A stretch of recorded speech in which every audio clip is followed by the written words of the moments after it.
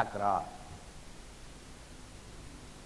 ایک ہے فہم، تفقہ، غور، تدبر، تفاہم. چیزیں دونوں ضروری ہیں، لیکن ان کی ریشو پروپورشن جو ہے کانورس ہو جاتی ہے.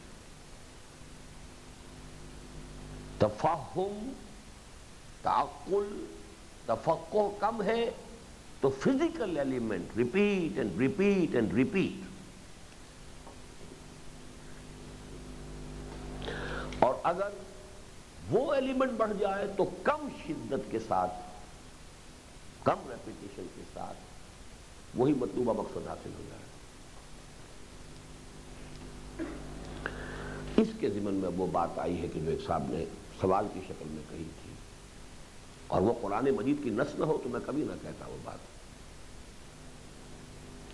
فہم ہو، تفقہ ہو، تعقل قرآن کے جو نئے وسٹاز اوپن ہوئے ہیں، سائنٹیفک فزیکل فینومینا کے اس طریقے سے منکشف اور مبرہن ہونے کے ذریعے سے، یہ ایک بہت بڑا فیکٹر ہے کہ جو اس وقت موجود نہیں تھا. اور نص قرآنی ہے سنوریہم آیاتنا فی الآفاق وفی انفسہم حتی یتبین لہم انہ الحق. یہ ہے ضرورت. اس کی وجہ کیا ہے؟ دیکھیے، جب ہم یہ مانتے ہیں کہ قرآن منطقی استدلال سے اللہ کو نہیں منواتا، ٹھیک ہے بات بالکل. یہ جو دو لاجکس مشہور ہیں، استخراجی ڈیڈکٹیو لاجک اور ایک استقرائی ہے انڈکٹیو لاجک. انڈکشن، کھول آنکھ زمین دیکھ، فلک دیکھ، فضا دیکھ. یہی فزیکل فینومینا جو ہے، یہی تو آیات ربانیہ ہیں. یا قرآن کی آیات آیات ربانیہ ہے، یا یہ آفاقی آیات آیات ربانیہ ہے، یا انفسی آیات آیات ربانیہ ہے. یہ میں نے بحث یہ میں سن 68 میں کر چکا مسلمانوں پر قرآن مجید کے حقوق غلامی کتابچے میں. آیات قرآنیہ، آیات آفاقی، آیات انفسی میں ہم آہنگی ہے، اور ان تینوں کے نتیجے میں وہی بات جو ہم کر چکے ہیں پچھلے سیشن میں، وہ انر ڈورمنٹ پوٹینشیل کانشسنس ابھرتی ہے، شعور کی سطح پر آ جاتی ہے. اسی کا نام ایمان ہے، اسی کا نام تذکر ہے. تذکیر بالقرآن اور تذکر بالقرآن، دوسرے کو یاد دہانی کرانا تذکیر ہے، باب تفعیل ہے، خود قرآن کے ذریعے سے تذکر کر لینا. اچھا، ایک تذکر ہوگا یہ نان انٹلیکچول، ایک تذکر ہوگا انٹلیکچول، اس کے ساتھ وہ ایلیمنٹ بھی ہو. یہ دوسرا ایلیمنٹ ظاہر بات ہے کہ آج ان آیات ربانیہ کا وہ فہم آج جتنا ہے آج سے پہلے نہیں ہو سکتا تھا. اس سے تعلق جوڑیے اس بات کی. اقبال نے یہ بات کہی ہے اپنے ریکنسٹرکشن میں کہ آج لیس ریگرس، یہ جو آپ کا جو تزکیے کے جو طریقے جو صوفیاء نے ایجاد کیے تھے اور استعمال کیے تھے، آج کی طبائع ان کا تحمل نہیں کر سکتی. ہم نے تو ایک اور اعتبار سے ان پر غور کیا کہ وہ مسنون نہیں ہے، وہ تو در حقیقت صحیح سے انحراف، الحاد. الحاد کے معنی بھی ٹیڑھ ہے. الحاد کے معنی خدا کا انکار نہیں. الحاد لحد کہتے ہیں نا اس کو، بغلی قبر کو لحد کہتے ہیں جو ٹیڑھی ہو جاتی ہے، اور ایک سیدھی قبر ہے. تو انحراف و الحاد جو ہوا ہے کہ ذکر وہ قرآن سے ہٹ کر دوسری چیزوں پر، اور جہاد وہ مجاہدہ نفس کے اوپر سارا ارتکاز، مجاہدہ جو ہے خلاف باطل اور خلاف نظام باطل، وہ اس وہ دروازہ بند ہو گیا. لہذا یہ سارا معاملہ جو ہوا ہے اس کا سبب تو یہ ہے. اس حوالے سے اصل میں ہم یہ سمجھ رہے ہیں کہ we have to return to the past, العود الی الماضی. لیکن اضافی بات یہ بھی ہے کہ انہوں نے جو بھی ریگرس جو بھی اپنے پروگرام تجویز کیے تھے، آج کا انسان واقعی اس کا متحمل نہیں ہے. اس کی کمی کے لیے بات سامنے آ گئی کہ اللہ تعالیٰ نے جو علم کے جو ایریاز اور وسٹاز اوپن کر دیے ہیں، کھول دیے ہیں، جس سے قرآن مجید کا تفہم و تعقل و تفقہ بہت بڑھ گیا ہے، اس سے کمپنسیشن ہو رہی ہے اس رائگرز کی اور وہ شدید مشقت والی جو ریاضتیں تھیں ان کی.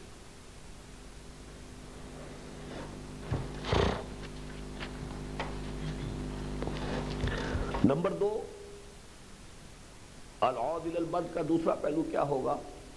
مخالفت نفس میں عبادات صرف تقرب بالفرائض کی حد تک،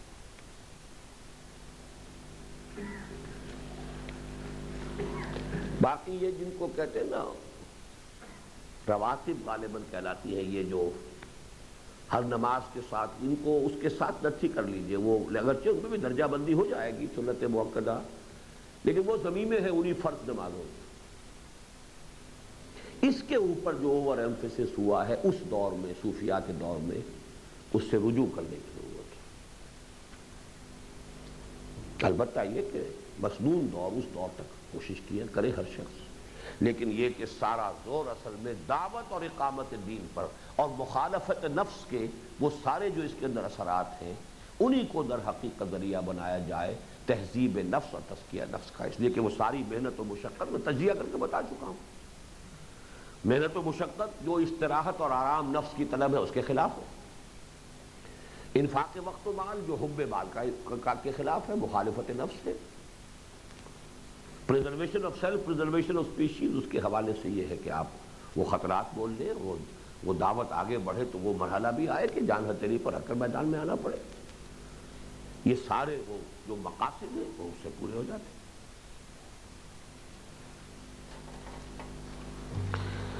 اس میں اس اعتبار سے بھی بات بالکل کھل چکی ہے اب کہ اب وہ غلبہ دین کا دور نہیں ہے، اسلام اس وقت ریاست یا سلطنت کے دور میں نہیں ہے، یہ تو حالت غربت کا دور ہے اسلام کا۔ بدا الاسلام غریبا وسیعود کما بدا فطوبى للغرباء، تو اس حوالے سے بھی اوریجنل کی طرف حالات وہی ہیں، اوریجنل کی طرف ہمارا رجوع کرنا منطقی ہے، معقول ہے، مطلوب ہے۔ اس میں جو بھی سلطنت کے دور میں آ کر کوئی کمی پیدا ہو گئی تو وہ کمی اس وقت تو موجود نہیں ہے، انہیبیشن موجود نہیں، وہ فطری اور طبعی جو کوئی آ گئی تھی کمی اس کا فیکٹر اب موجود نہیں ہے۔ جب ہو جائے گا اس کے بعد جو لوگ ان کے لیے کمی ہوگی دیکھا جائے گا، لیکن یہ کہ جو ہمارا مسئلہ ہے اس میں تو نہیں، لہذا ہمیں تو لازماً اسی ادھر رجوع کرنا ہے ہی ہے۔ نمبر 2 جو رکاوٹ تھی وہ بھی نہیں ہے الحمدللہ، کم سے کم پاکستان میں آپ کے لیے اس وقت تک تو نہیں ہے، آپ کو حقوق حاصل ہے، right of association, right of expression, right of gathering, آپ کے اوپر قدغنیں نہیں ہیں، سوائے اس کے کہ جو قدغنیں آپ نے خود لگا رکھی اپنی حب مال، حب جاہ، دولت کی محبت، آرائش اور عیش کی محبت، ان محبتوں کی وجہ سے جو آپ نے لگا رکھی ہے اس کی ذمہ داری آپ پر ہے، ایکسٹرنلی تو کوئی آپ کے اوپر نہیں، جتنا ایثار کر سکے۔ فاتقوا اللہ ما استطعتم واسمعوا واطیعوا وانفقوا خیرا لانفسکم ومن یوق شح نفسہ فاولئک هم المفلحون۔ اب یہ کہ کسی کے نزدیک اپنا کیریئر ہی وہ معبود ہے، اس کو کیسے چھوڑ دے؟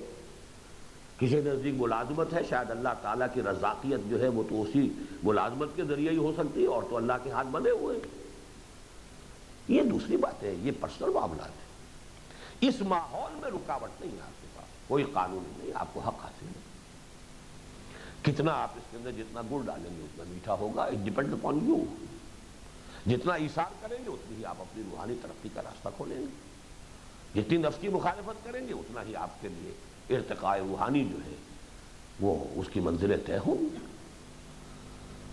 بس ایبسلیوٹلی ڈیپینڈنٹ اپون یو۔ یہ نہیں ہے کہ وہاں تو ذرا کوئی بات کرتا تھا تو باغی شمار ہو جاتا، حضرت حسین تو باغی تھے اور کوئی راستہ بھی نہیں تھا اس وقت سوائے اس کے کہ وہ پھر بیعت لے کر کوئی کنفرنٹیشن کوئی جنگی ہوتی، اور تو کوئی راستہ ہی نہیں۔ یہ جو جہاد ہے جس کے مواقع اللہ تعالیٰ نے حضور کو اس لیے دے دیے تھے، جو میں نے تجزیہ کر کے آپ کو بتایا ہے حال ہی میں اپنی تقاریر میں، کوئی سینٹرل گورنمنٹ کا نہ ہونا عربین پیننسولا میں ایک بہت بڑی سہولت تھی آپ کے لیے، سپر پاورز کا غافل ہی رہنا، پتہ ہی نہیں چلا انہیں کہ کیا ہو رہا ہے وہاں، ان کی جڑیں کٹ رہی ہیں انہیں پتہ ہی نہیں۔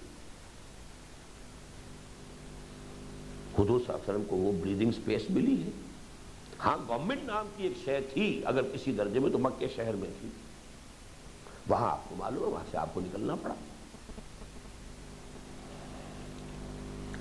اس حوالے سے ہمارے ہاں اس میں جو سہولتیں وہ یہ ہے کہ کانسٹیٹیوشنل ملک ہے آپ کا، آپ کو یہاں پہ حقوق حاصل ہیں، ٹھیک ہے ان کے وسائل ہیں، وہ آپ کی کریکٹر ایسوسینیشن کریں گے، کریکٹر ایسوسینیشن کے لیے بڑے سے بڑے قلم کار لوگ موجود ہیں جن کو وہ خرید سکتے ہیں، یہ سب کچھ ہوگا، but still you have the rights, آپ کے لیے ہاتھ آپ کے بندھے ہوئے نہیں۔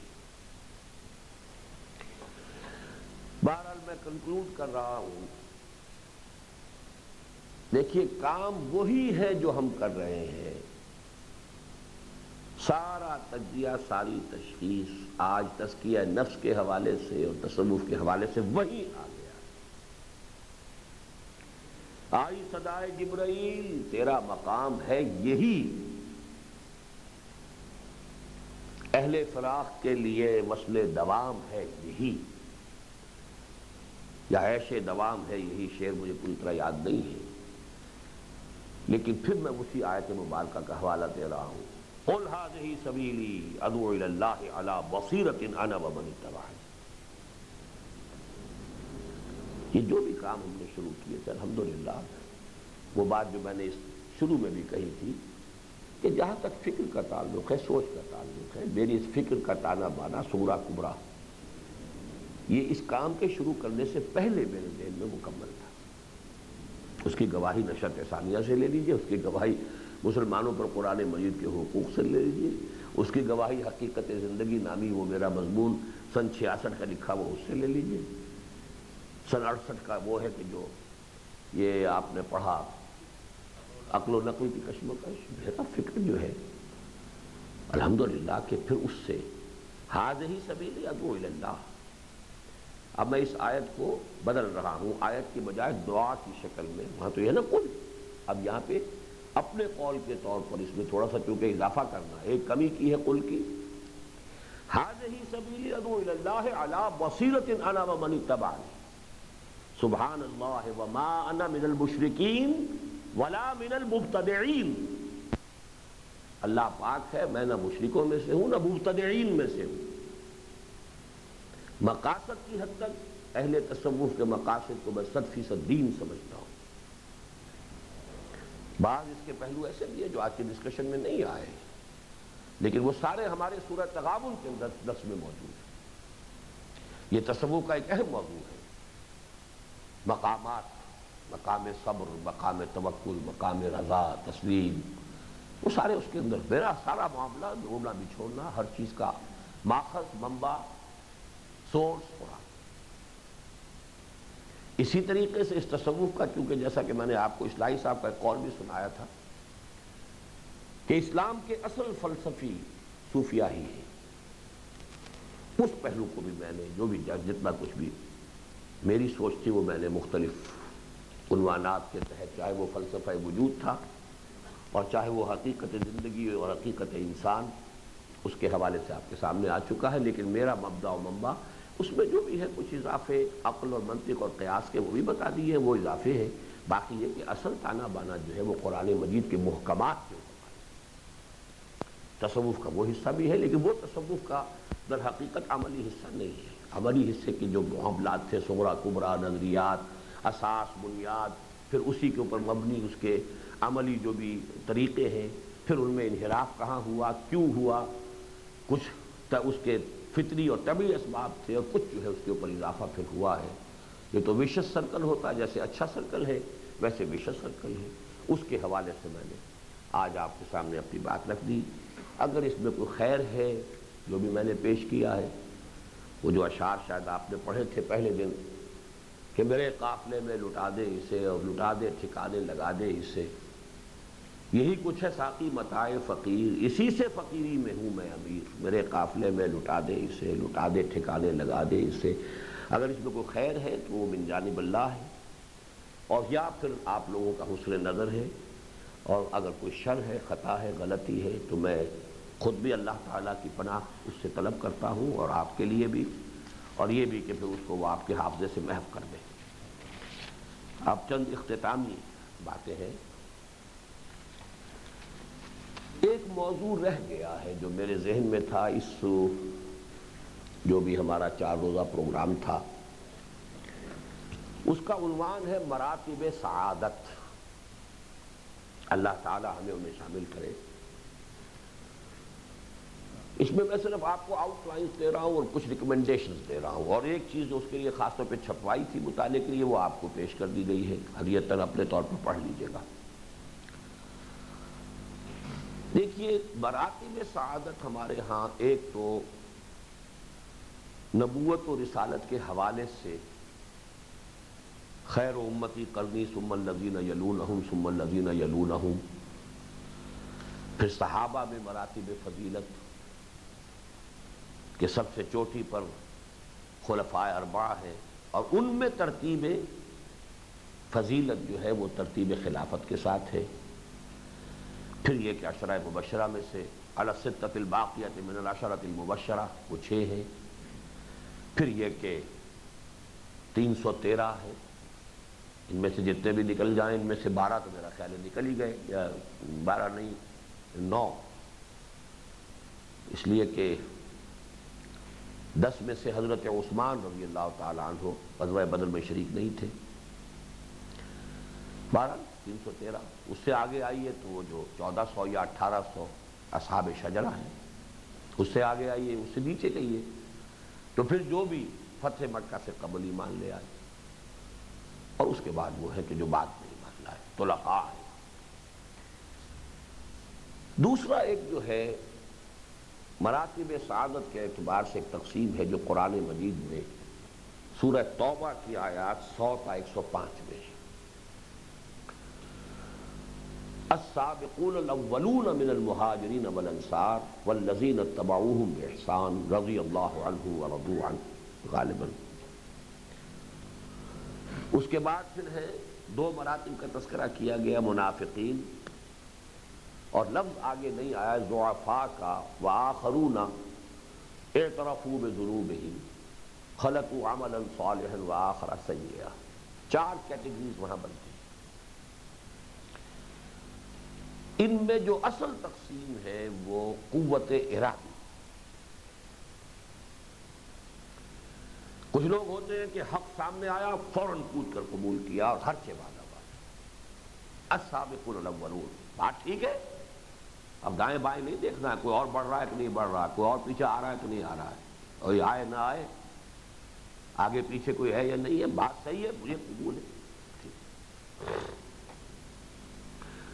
کچھ لوگ ہوتے ہیں جو ذرا ہمت میں، ارادے میں، عزیمت میں کم تر ہوتے ہیں، بات تو ان پر بھی فوراً منکشف ہو جاتی ہے کہ ٹھیک ہے،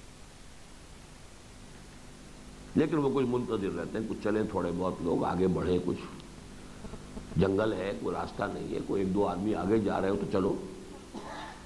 کم ہمت لوگوں کی بھی ہمت ہو جاتی ہے، وہ ہے متبعین بإحسان والذین اتبعوہم بإحسان۔ اچھا، اور یہ نوٹ کیجئے کہ یہ کیٹیگریز ہمیشہ رہیں گی معاشرے میں۔ وہ پہلی تقسیم تو وہ تھی کہ جس کا تعلق جو ہے نبوت و رسالت آپ کا، آپ کے ساتھ، وہ تو مسئلہ اب ختم ہوا۔ یہ کیٹیگریز جو ہے ہمیشہ رہیں، اسی لیے السابقون الاولون من المہاجرین والانصار، حالانکہ انصار تو آ رہے ہیں 12 برس کے بعد آ رہے ہیں، لیکن یہ کہ ان میں سے بھی وہ لوگ تھے جنہوں نے فوراً، اور یہ کہ پھر کچھ لوگ منتظر رہے کہ ذرا آگے کچھ چلیں لوگ، کوئی تھوڑا سا راستہ بن تو جائے نا۔ تیسرے درجے میں وہاں قرآن مجید میں ترتیب ذرا مختلف ہے، تیسرے درجے میں ہوتے ضعفاء، گرتے پڑتے بیچارے چلتے رہتے ہیں، کچھ گر بھی گئے، کچھ چل بھی پڑے، لیکن یہ کہ خطا کا اعتراف ہو رہا ہے، استغفار ہو رہا ہے، اعتراف ہو رہا ہے، اعترفوا بذنوبہم۔ پھر یہ کہ وہ اچھے کام بھی ہو جاتے ہیں، برے بھی ہو جاتے ہیں، ضعفاء۔ چوتھے نمبر پر پھر منافقین، حق سمجھتے ہیں، قبول کرتے ہیں، نہیں چل پاتے، ابتدا میں کوئی اعتراف کر بھی لیا، پھر ایک عزت نفس جو ہے انہیں آمادہ کرتی ہے جھوٹ بولنے پر، پھر جھوٹی قسمیں کھانے پر، پھر ان کے اندر ایک ری ایکشن پیدا ہوتا ہے اور دشمنی۔ یہ میں تفصیل سے مراتب نفاق بیان کر چکا ہوں۔ لیکن ان چاروں کیٹیگریز کی نفسیاتی حقیقت اور فرق کو سمجھنا بہت ضروری ہے، اور اس پر مجھے اس وقت کچھ نہیں کہنا ہے، اس پر مولانا اصلاحی صاحب کی کتاب دعوت دین اور اس کا طریقہ کار کا چیپٹر دعوت حق کے موافقین، اس پر بہترین چیپٹر، اس کا مطالعہ کیجئے۔ اور تیسرا البتہ ہے کہ جس کا اللہ تعالیٰ نے خصوصی انکشاف مجھ پر فرمایا ہے، وہ ہے وہ کیٹیگریز چار، وَمَن يُطِعِ اللَّهَ وَالرَّسُولَ فَأُولَٰئِكَ مَعَ الَّذِينَ أَنْعَمَ اللَّهُ عَلَيْهِم مِّنَ النَّبِيِّينَ وَالصِّدِّيقِينَ وَالشُّهَدَاءِ وَالصَّالِحِينَ وَحَسُنَ أُولَٰئِكَ رَفِيقًا۔ اس کو عام طور پر تو لوگوں نے کوئی خاص اصطلاح سمجھا ہی نہیں ہے، اگر اس کو اصطلاحات سمجھا ہے تو کوئی صوفیہ ہی نے سمجھا، انہوں نے ویسے کی ہے۔ عام ہمارے مفسرین جو ہیں وہ تو بس وہ صدیقین، بہت صداقت شعار، شہداء بس حق کی گواہی، کیا ہے یہ کیٹیگریز ہیں۔ نیچے سے چلیے تو عام صالحین ہیں، پھر شہداء ہیں، پھر مرتبہ صدیقیت ہے، پھر مرتبہ نبوت ہے، اور جو میں نے آج بھی کہا تھا کہ سوائے مرتبہ نبوت کے باقی تمام مراتب میں کھلے ہیں۔ اور سورہ حدید کے میرے درس میں اس کی پوری وضاحت موجود ہے، اس لیے کہ وہ بریک جو میں نے اس میں کہا ہے کہ بریک کھل جائے ایک دفعہ انفاق کے ذریعے سے، روحانی ترقی کے بریکس لگے ہوئے ہیں، وہ یہ ہے ان المصدقین والمصدقات واقرضوا اللہ قرضا حسنا فاولئک یضاعف لهم ولهم اجر کریم والذین آمنوا باللہ ورسولہ اولئک هم الصدیقون والشہداء۔ اس آیت کو تو ہمارے اب یعنی بہرحال کسی کی توہین نہ ہو جائے، ایسے چکر میں لوگ رہے ہیں، اس میں جو اوقاف اور رموز ہیں وہ بھی سمجھ میں نہیں آتے کہ کیوں، اس لیے کہ بات واضح نہیں ہو سکی۔ اولئک هم الصدیقون پر روک دیتے ہیں، والشہداء عند ربہم علیحدہ چلتے ہیں۔ عام طور پر آپ دیکھیں گے کہ رموز و اوقاف جو ہے اس کے اندر بھی یہ ایک بڑی پیچیدگی ہے، الجھن ہے لوگوں کے سامنے۔ اسی لیے عام طور پہ جو ہمارے ہاں فن قرات والے لوگ جب پڑھتے تو وہ پڑھتے اس طریقے سے کاٹ کر پڑھتے، حالانکہ ایسا نہیں ہے، یہ در حقیقت ساتھ چلیں۔ اولئک هم الصدیقون والشہداء عند ربہم، یہ دو مراتب ہے کہ ایک دفعہ بریک کھل گئی تو اپنی شخصیت کی ساخت کے اعتبار سے یا مراتب صدیقیت کی طرف لوگ جائیں گے یا مرتبہ شہادت کی طرف جائیں گے۔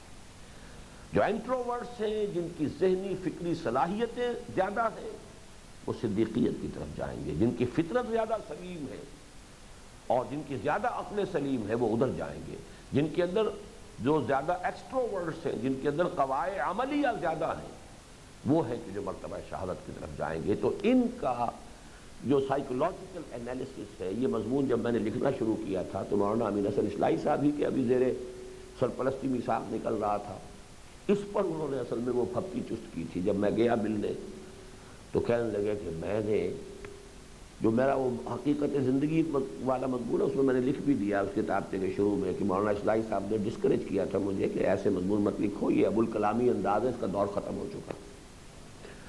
تو اس کے بعد پھر اس طرز کی پھر میں نے واقعتاً کوئی تحریر نہیں لکھی، لیکن یہ کہ اس پر جو ہے ان کا تبصرہ ہو تو میرے لیے، اگرچہ انہوں نے تو بہرحال مجھے ڈانٹ پلائی تھی بہت سخت اس خاص انداز میں، ایک بڑے مشفقانہ انداز میں، میرے لیے وہ بہت بڑا ٹیسٹیمونیل اور بہت بڑی سند بن گیا کہ میں نے اس کو پڑھا تو میں نے سر پکڑ لیا، یا اللہ یہ شاہ ولی اللہ کی سطعات لکھ رہا ہے، ہمات لکھ رہا ہے، لمعات لکھ رہا ہے، کیا لکھ رہا ہے؟ میں نے کہا اس سے بڑی سند میرے لیے کیا ہوگی اگر شاہ ولی اللہ کی سطعات و ہمات و لمعات کے ساتھ میرے اس حقیر سی تحریر کو بھی کہیں ڈانڈے ملا دیں اور اصلاحی صاحب ملا دیں۔ بہرحال اس میں تجزیہ ہے اس کا، اس کو بھی بہت گہری یعنی نفسیات انسانی کے حوالے سے گہرا مطالعہ کیجئے، وہ کتاب کی شکل میں آپ کو دے رہا ہوں۔ ایک اور اس میں مراتب سعادت میں ایک بحث میں نے کی ہے، اور وہ نبوت اور رسالت کا جو تعلق ہے اس کے ضمن میں، کہ نبوت بالا تر ایک رتبہ ہے اور در حقیقت رسالت کو عام طور پر جو ہم سمجھتے ہیں کہ یہ بلندتر ہے، وہ بلندتر نہیں ہے۔ نبوت مقام عروج میں ہے، رسالت مقام نزول میں۔ یہ بات بھی اصل میں وہ میں چونکہ بیان کر چکا ہوں تفصیل سے حال ہی میں، سورہ بقرہ کا جب یہ رکوع میں وہ قتل رسل کا تذکرہ آیا ہے تو میں نے اس کا ایک گراف بھی بنایا تھا، فگر بھی بنائی تھی، تو وہ بھی یہاں پہ پیش کی تھی، لیکن یہ کہ بہرحال اس وقت اس کے تذکرے کا موقع نہیں ہے، لیکن اس کے ڈانڈے ملتے ہیں اصل میں اہل تصوف کے ایک قول کے ساتھ۔ وہ قول یہ ہے جو حقیقت میں تو ایک صحیح بات پر مبنی ہے، لیکن اس کی تعبیر اس انداز میں کی گئی ہے کہ وہ باقاعدہ واقعہ یہ ہے کہ میں تو سمجھتا ہوں کہ کفر کے ساتھ آس پاس پہنچ جاتا ہے۔ مقام ولایت نبوت سے افضل ہے، یہ بہت بڑی غلط بات ہے، بہت بڑی غلط بات ہے۔ بلند ترین رتبہ نبوت۔ اصل میں جو بات کہنے کی ہے وہ یہ ہے کہ نسبت ولایت اور نسبت عبدیت اس کا تعلق ہے نسبت نبوت کے ساتھ۔ نسبت رسالت کا تعلق جو ہے وہ نسبت شہادت کے ساتھ ہے، وہ اس کتاب کے اندر بھی مضمون آ جائے گا۔ یقیناً نبوت رسالت سے افضل ہے، نبوت کے ساتھ قرب رکھنے والا وہ نسبت عبدیت، نسبت ولایت ہے۔ اس حوالے سے اس بات کو در حقیقت نبوت کی جگہ لفظ رسالت کی جگہ نبوت لے آئے، اور نبوت کی جگہ جب لے آئے ولایت، تو اس کے اندر بہت بڑا مغالطہ اور بہت بڑی گمراہی پیدا ہو گئی ہے۔ لیکن یہ بات جس کو کہ میں نے بارہا اپنے دروس میں بیان کیا ہے مولانا روم کے حوالے سے، کہ یہ جو واٹر سائیکل ہے، پانی جب اٹھتا ہے سمندر سے تو اس سے زیادہ پاکیزہ بخارات نہیں ہو سکتے، وہ تو ڈسٹیلیشن ہو رہی ہے نا، لیکن جب اترتا ہے بارش کی شکل میں تو وہ فضا کو دھوتا ہوا آتا ہے، جب دھوتا ہے تو کثافت کہاں گئی؟ اپنے اندر آ گئی نا۔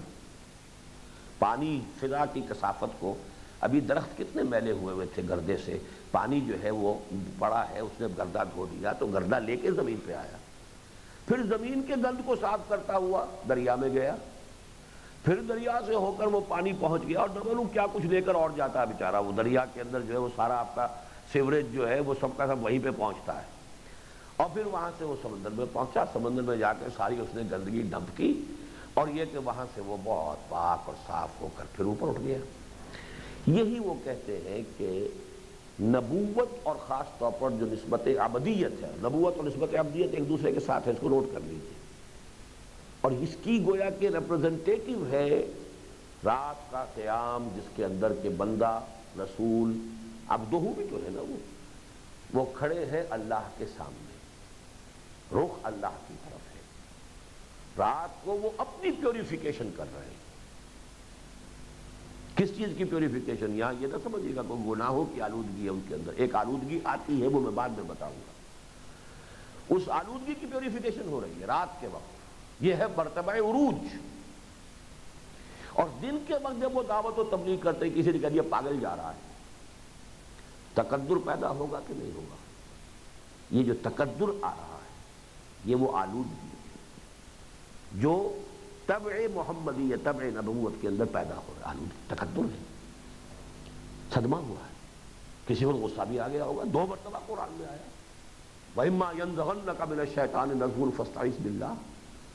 غصے سے ماورا تو نہیں تھے حضور صلی اللہ علیہ وسلم، جب حضرت عائشہ کو بددعا دینی تھی، جب احد میں یہ فرما دیا تھا کہ کیف یہد اللہ قوما خضبوا وجہ نبیہم بالدم، تو غصہ بھی آتا تھا، تو کسی نے کوئی گالی دی ہے تو غصہ آ گیا ہوگا، کسی نے کچھ اور کہہ دیا ہے، طبیعت میں تکدر، انقباض۔ وَلَقَدْ نَعْلَمُ أَنَّكَ يَضِيقُ صَدْرُكَ بِمَا يَقُولُونَ، آپ کا سینہ بھیجتا ہے ان باتوں سے جو یہ کرتے ہیں، اس سینے کی کشادگی، اس کا سر نو انشراح، اس تکدر کا دھونا، یہ رات کو ہو رہا ہے۔ تو یہ ہے مقام عبدیت، مقام عبدیت مرتبہ عروج میں ہے، اس لیے کہ اس کا رخ اللہ کی طرف ہے، مقام رسالت مرتبہ نزول میں ہے، اس لیے کہ اس کا رخ بندوں کی طرف ہے۔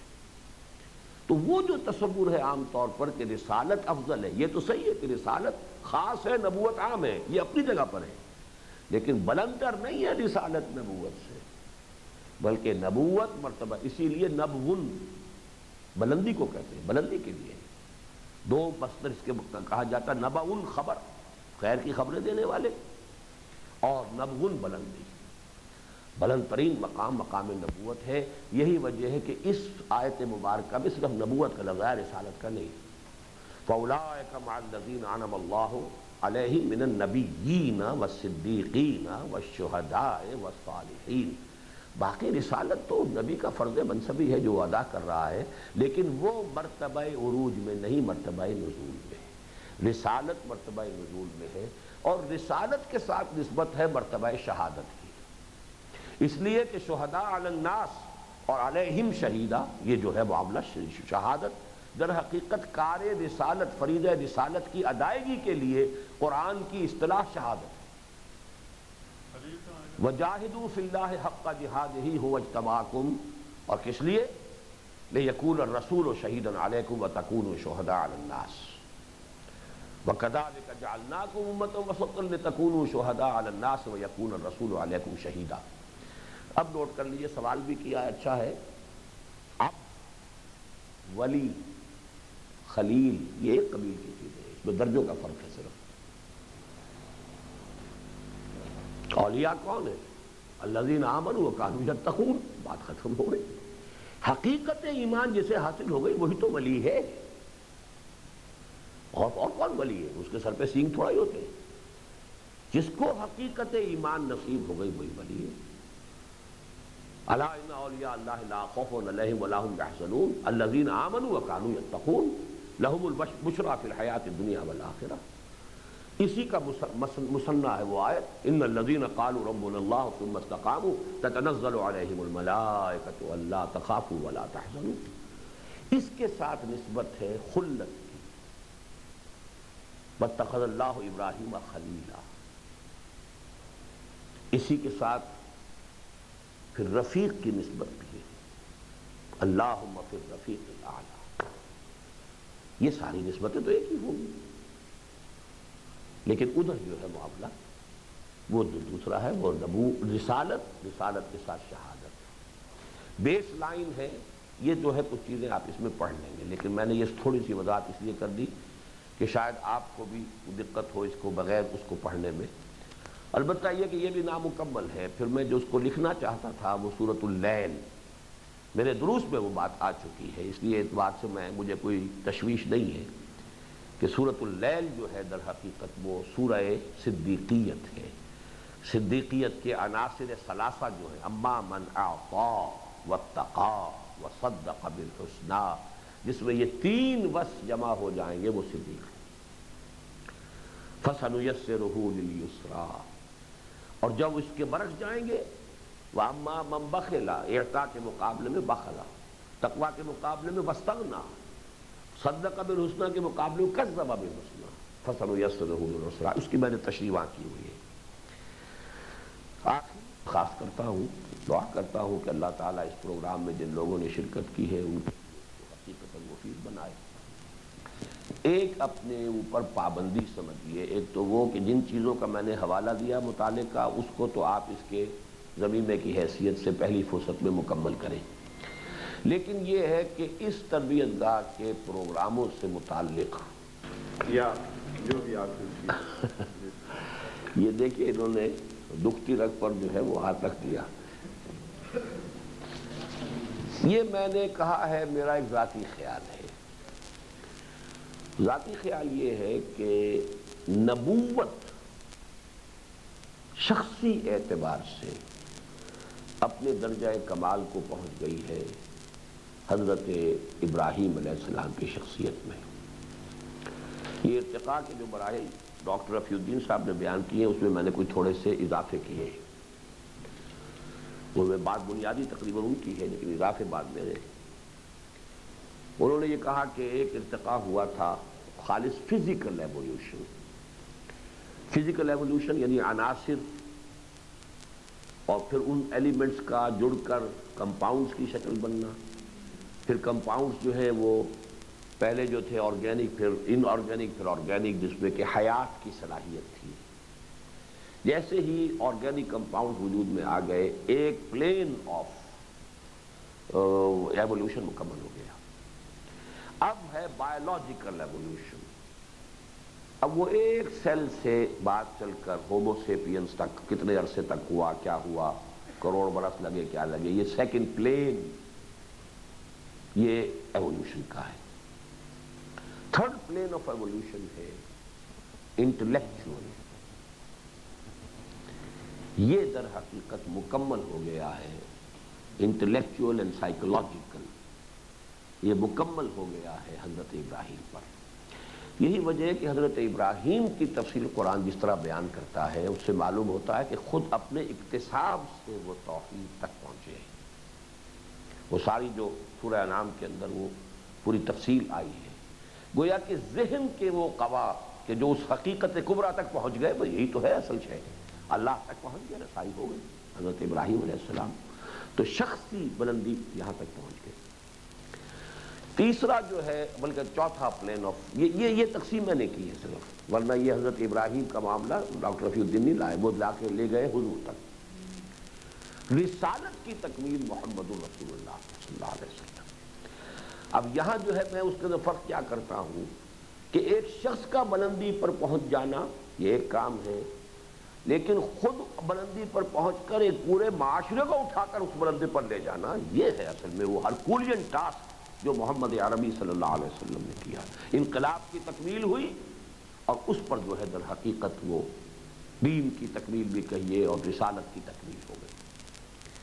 اب جو ایوولوشن کا فیز ہے وہ سوشل ایوولوشن ہے، یعنی وہی کام جو حضور نے کروا دیا وہ اب گلوبل ہو جائے گا، پورا انسانی معاشرہ وہاں تک پہنچ جائے گا.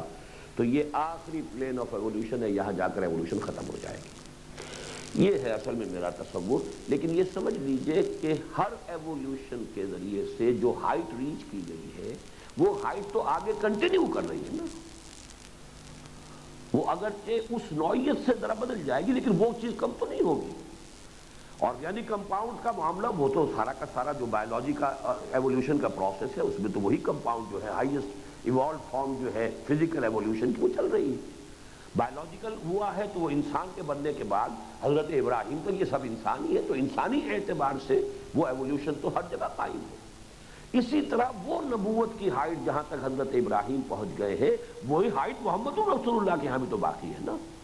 البتہ یہ کہ حضور صلی اللہ علیہ وسلم نے نشا پلا کے گرانا تو سب کو آتا ہے، مزہ تو تب ہے کہ گرتوں کو تھام لے ساتھی، وہ نیچے سے اٹھا کر معاشرے کو وہاں پہنچایا. یہ آپ کا یہ فضیلت ہے. تو یہ ہے اصل میں میرا فلسفہ. تو اس اعتبار سے یعنی اب افضلیت اگر آپ لیں گے تو یہ اس پہلو سے حضور کی افضلیت ہو جائے گی. البتہ یہ کہ جہاں تک نبوت کا معاملہ ہے وہ نبوت جو بھی ہائٹ تھی ابراہیم کی اس کو لوز تو نہیں کیا محمد نے صلی اللہ علیہ وسلم. That is continuing.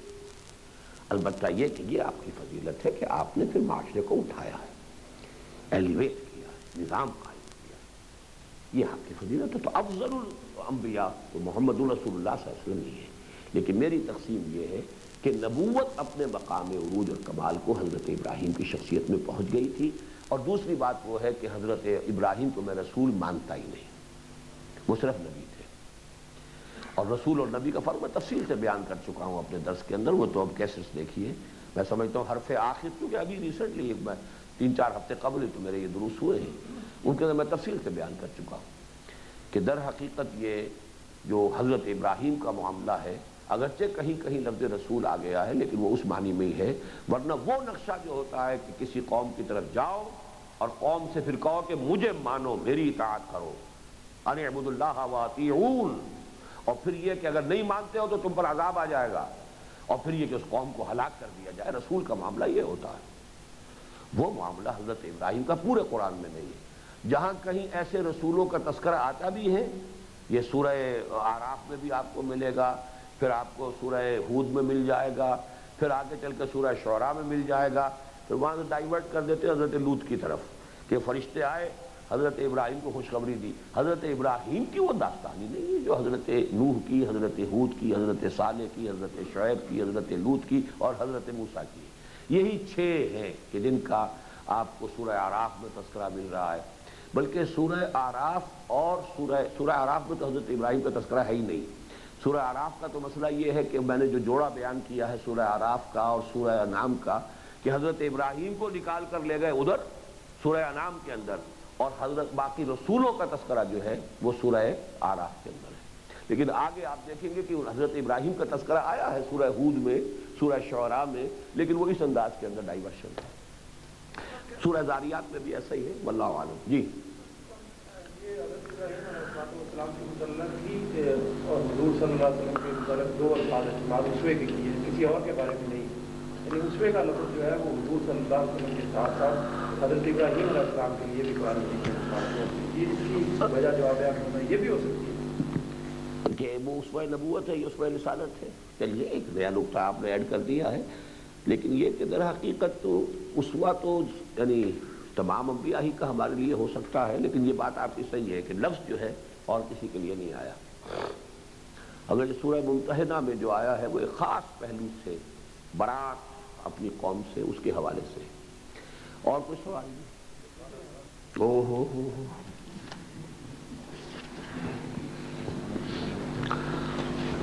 قوت ارادی کی حقیقت کیا ہے اور قوت ارادی کو کمزور اور مضبوط کرنے والی کیا چیزیں ہیں؟ قوت ارادی میں جس کو قرآن مجید میں کہا گیا وَلَمْ نَجِدْ لَهُ عَزْمًا، اگرچہ اس کی ایک تفسیر دوسری بھی کی گئی ہے کہ حضرت آدم میں ہم نے اس کا عزم اور ارادہ نہیں پایا گناہ کا یا اللہ کی معصیت کا، اللہ کے حکم کو توڑنے کا، لیکن ایک جو زیادہ ہے وہ یہ ہے کہ ان میں یعنی اس پر استقامت نہیں ہوئی، جو بھی اللہ کا حکم تھا کہ اس درخت کے پاس نہ جانا۔ تو قوت ارادی اس کو کہتے ہیں کہ ایک آدمی ایک کام کو صحیح سمجھتا ہے، کرنا چاہتا ہے لیکن نہیں کر پا رہا، جیسے مریض انسان کو نقاہت اس پر طاری ہے، یا اس کی انتہائی شکل یہ ہے کہ کسی کو فالج ہو گیا ہے، ویسے دیکھنے میں ہاتھ بالکل صحیح ہے لیکن وہ جنبش نہیں کھاتا۔ مضبوط کرنے کے لیے اصل میں یہ اچھا جو سوال کیا ہے، در حقیقت اسی سے لفظ بنا ہے مرید، اور یہ جو پیری مریدی ہے اس کی ایک پازیٹیو جو ہے اس کا پہلو وہ یہ ہے کہ صاحب جو شخص نے ارادہ کر لیا ہے وہ کسی ایسے شخص کا سہارا لیتا ہے کہ جو قوی الارادہ ہے، قوی الہمت ہے، کہ اس کی صحبت اگر ہوگی، اس کا ارادہ جو ہے قوی ہے، تو خربوزے کو دیکھ کر خربوزہ رنگ پکڑتا ہے، تو قرب سے ان کی صحبت سے، تو مرید ہے ارادہ کرنے والا وہ جس نے ارادہ کیا ہے۔ البتہ یہ ہے کہ کسی صاحب قوت ارادی جو ہے، مضبوط قوت ارادی کے کسی شخص کے پاس رہنے سے اس کی اپنی قوت ارادی کو بھی تقویت حاصل ہو سکتی ہے، تو یہ ایک اس کا ذریعہ ہے۔ باقی یہ کہ اس کے لیے جد و جہد، جیسے آپ کو معلوم ہے کہ فزیکل جو ہے ایکسرسائز سے آپ کا جسم جو ہے مضبوط ہوتا ہے، اسی طرح کانسٹنٹ ایفرٹ کسی بھی کام کے لیے وہ قوت ارادی کی بھی تقویت کا ذریعہ بنتی ہے۔ تصوف کے حلقے میں قوالی کو بڑی اہمیت حاصل ہے، درست یا غلط ہونے پر تبصرہ کیجئے۔ یہ اصل میں سارے تصوف کے حلقوں میں نہیں ہے، یہ خاص طور پر ہندوستان میں ایسا ہوا ہے، اور اس کی وجہ یہ تھی کہ یہاں صوفیہ نے ہندو یوگیوں وغیرہ کے اثرات کو، یہاں کی قوم کی جو ایک تھی ایک خاص ان کی مناسبت میوزک کے ساتھ، اس کے حوالے سے اس کو ایک وقتی علاج کے طور پہ محسوس کیا ہے۔ بہرحال یہ شے اس طریق محمدی صلی اللہ علیہ وسلم میں شامل نہیں ہے، اس میں شامل ہے تو قرآن کو اچھے انداز میں پڑھنا، محفل سماع جو ہے وہ سلوک محمدی صلی اللہ علیہ وسلم کی وہ ہوگی کہ کوئی اچھا قاری قرآن مجید کا جس میں تصنع نہ ہو، لیکن ہو بھی وہ خود صاحب کردار آدمی، محض فنکار نہ ہو۔ فنکار چاہے وہ کتنا ہی بڑا قافی ہو، وہ اس کا نہیں، اس کے اندر وہ تاثیر نہیں ہوگی جب تک کہ وہ خود صاحب کردار نہ ہو، تو وہ ہوگا تو اس سے یقیناً قرآن مجید کے جو اثرات ہیں وہ زیادہ آپ کے قلب کے اندر اتریں گے۔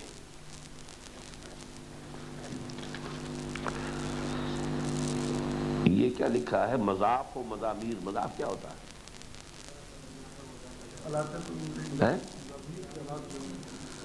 نہیں، مضامیر تو آ گئے، مضاف کیا ہے کہ شرعی حیثیت کیا ہے؟ میں بیان کر چکا ہوں اس کی شرعی جی نہیں مضاف لکھا ہے۔ طارق خورشید صاحب کہاں ہیں جن کا یہ سوال ہے؟ آپ کی مراد کیا ہے؟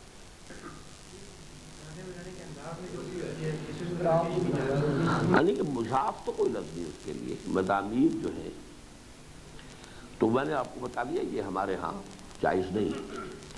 ایک حدیث کا حوالہ ہے کہ فقر کفر کے نزدیک ہے، لیکن حضور صلی اللہ علیہ وسلم اور صحابہ کرام جان بوجھ کر اس راستے میں پڑھتے تھے، کیا وجہ ہے؟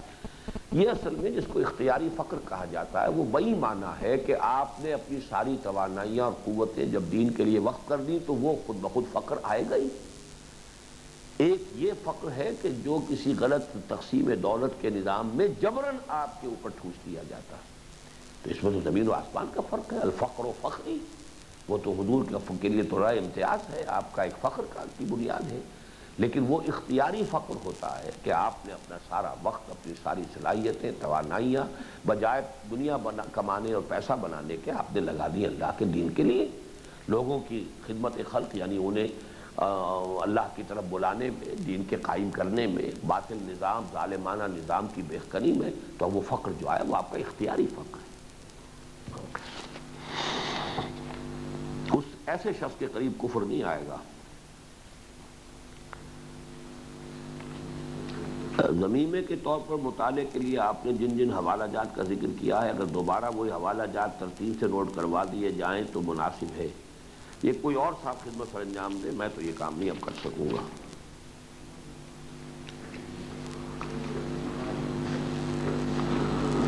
آج کے پہلے لیکچر میں سلوک محمدی کے سلسلے میں اقامت الصلاۃ کے ساتھ تہجد کو بریکٹ کیا گیا ہے، جبکہ دوسرے لیکچر میں نماز کے سلسلے میں صرف تقرب بالفرائض کی تلقین کی گئی ہے۔ یہ تضاد محسوس ہوتا ہے، یہ صحیح ہے، آپ نے غلطی کی نشاندہی کی ہے، لیکن وہ چیز کہ جو خود قرآن سے منصوص حیثیت میں ثابت ہے، میری مراد یہ ہے کہ ان چیزوں پر اس معاملے کو رکھا جائے، تو تہجد اس میں شامل ہے۔ اس تربیت گاہ میں اور اس سے قبل بعض خطابات میں آپ نے اس خواہش کا اظہار کیا ہے جو غالباً عالم جذب میں ہے، میں تو ابھی مجذوب نہیں ہوں، کہ حضور سے جلدی تشریف لے جانے کا شکوہ کریں گے جبکہ انقلاب محمدی کی تکمیل نہیں ہوئی تھی۔ حقیر دعا کرتا ہے کہ حضور سے ملنے والوں میں آپ بھی ہوں۔ اب میری درخواست ہے کہ چونکہ ہماری تنظیم اپنے مقصد کے حضور کے اعتبار سے ابھی بہت ابتدائی مراحل میں اور شدید ضرورت ہے کہ آپ اپنے جانے کی فی الحال بات نہ کیا کریں۔ ہم چاہتے ہیں کہ ہماری عمر بھی آپ کو مل جائے، لہذا آپ خود بھی اپنے لیے درازی عمر کی دعا کیا کریں اور ہمیں بھی اس کا حکم صادر فرمایا کریں۔ بہرحال میں اس کا حکم تو آپ کو نہیں دیتا، البتہ یہ کہ آپ یہ دعا کریں کہ اللہ تعالیٰ جب تک رکھے صحت کے ساتھ رکھے، معذوری کے ساتھ تو اس دنیا کی زندگی جو ہے وہ در حقیقت پھر بہت ہی قابل حذر شے ہے، اللہ تعالیٰ اس سے بچائے۔ تو باقی میں سمجھتا تھا شاید حضور کے بارے میں میرے اس قول پر کوئی تنقید یا اس کے متعلق سوال ہے، وہ نہیں ہے اس میں۔ افضل الذکر لا الہ الا اللہ کی سوچ اور فکر پر روشنی ڈال کر اصلاح فرمائیں۔ یہ تو در حقیقت اسی میں آ گیا نا کہ جو بھی حضور صلی اللہ علیہ وسلم سے، جیسے وہ تسبیح فاطمہ ہے، یہ ہے، لیکن اس کا طریقہ کیا ہے، اس کے لیے کیا اصل لینا ہے، اس کے لیے کیا ضربیں لگانی، یہ ساری چیزیں جو ہے یہ اوپر کے، ہاں آپ اپنے طور پر جب بھی خالی وقت ہے لا الہ الا اللہ محمد رسول اللہ اگر کرتے رہے تو بہت اچھا ہے۔ آپ نے صوفیہ کے ذکر مراقبے کے طریقوں کو ان کی ایجاد اور ابداع قرار دیا ہے، کیا آپ کے نزدیک یہ بدعت ہے؟ میں نے لفظ بدعت نہیں کیا، ابتداء جب کہہ دیا، ابداع اور ابتداء بلکہ کہا تھا، اجتہاد نہیں، میں اسے ابتداء کہتا ہوں، ایجاد کہتا ہوں، تو بدعت ہی ہے۔ جو چیز مسنون نہیں ہے، اور یہ فیلڈ وہ ہے جو فزیکل ورلڈ کا نہیں ہے، یعنی ایک ہے کہ سواری اونٹ کی ہے یا ریل گاڑی کی ہے یا ہوائی جہاز کی، اس کا کوئی تعلق دین کی اس سے نہیں ہے، لیکن تزکیہ نفس یہ تو دین کے مقاصد میں سے ہے، تقرب اللہ یہ تو دین کے مقاصد میں سے ہے، تو اس طریقے سے ذکر الہی یہ تو دین کے اہم شعبہ ہے، اس میں جو بھی طریقے محمد رسول اللہ نے بتائے ہیں ان پر اضافہ جو ہے، سوائے اس فورتھ کیٹیگری کے کہ جیسے حضور کرتے تھے کہ کسی کے لیے کوئی خاص چیز تجویز کی، تو ایسے ہی کوئی چیز ہو تو وہ تو ایک علیحدہ بات ہو جائے گی، لیکن مستقل نظام بنا لینا، مستقل طریقے مختلف سلاسل کے جو علیحدہ ہے وہ تو میرے نزدیک بدعت ہے۔ یہ مقصود تو نہیں ہے، شرعی امر بھی نہیں ہے، مقصود بھی نہیں ہے، اس طرح تو یہ دینی مدارس جو ہے کتب سے علم حاصل کرنا یہ بدعت کی کیٹیگری ہے۔ بہرحال آپ ابھی اپنی اس رائے پر قائم رہے، لیکن یہ کہ اس وقت میں اس پر مزید بحث نہیں کرنا چاہتا۔ تاثرات کی بات بالکل صحیح ہے، لکھے ہوئے آنے چاہیے۔ تربیت گاہ میں جو بحوث آئی ہیں ان میں سے حقیقت انسان اور وحدت الوجود کے لیے رفقا پر پابندی ہونی چاہیے کہ عام بیان نہ کی جائیں اور نہ ہی کیسٹ عام کیے جائیں فی الحال، کیونکہ فیلڈ ورک میں یہ بحثیں رفقا کو الجھا دیں گی۔ آج جو تصور پر بحث ہوئی ہے اس کو عام کیا جائے۔ کس نے لکھا یہ نام کاٹ دیا اپنا؟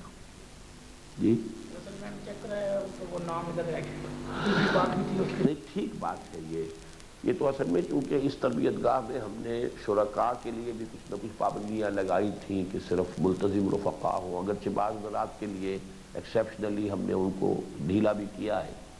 تو یہ اسی لیے تھا کہ ان مباحث کو عام زیادہ نہ کریں، ان کو آپ سوچتے رہیں، غور کرتے رہیں اس کے لیے، لیکن یہ کہ ان کا جو ہے چرچا بعض چیزوں کا خواہ کے لیے ایک فتنہ پیدا کر سکتا ہے۔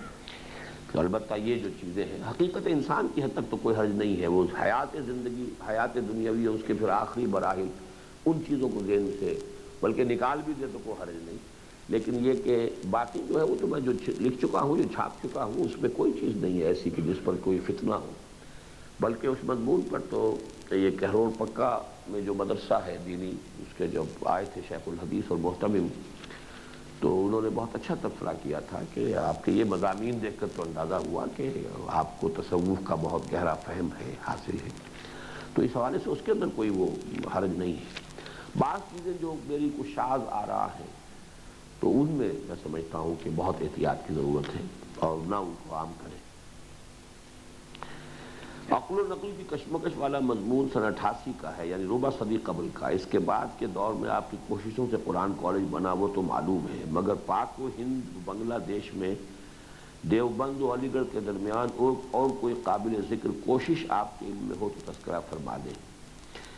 ابھی تک تو کوئی نہیں ہے، میں تو سمجھتا ہوں کہ وہی نظام جو ہمارا چل رہا ہے اس سے آگے کہیں کوئی قدم نہیں بڑھا ہے، اگر کوئی بڑھ رہا ہے تو وہ اللہ تعالی ہمیں توفیق دے، یہ کہ وہ تیسرا شعبہ تو یہی تھا، اور اس شعبے کے لوگ جو ہے وہ کوئی انتخابات کی دلدل میں گیا، کوئی کہیں اور جا کر کسی نے اس کو چھوڑا ہے تو چھوڑ کر وہ بنیادی تحریک فکر ہی سے تائب ہو گئے۔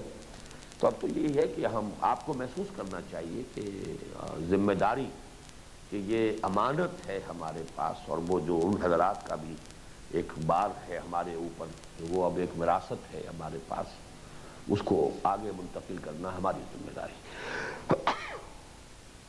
الحمدللہ بس جی اب یہ، ہاں اب آپ لوگ اعلانات وغیرہ سن لیجئے جو بھی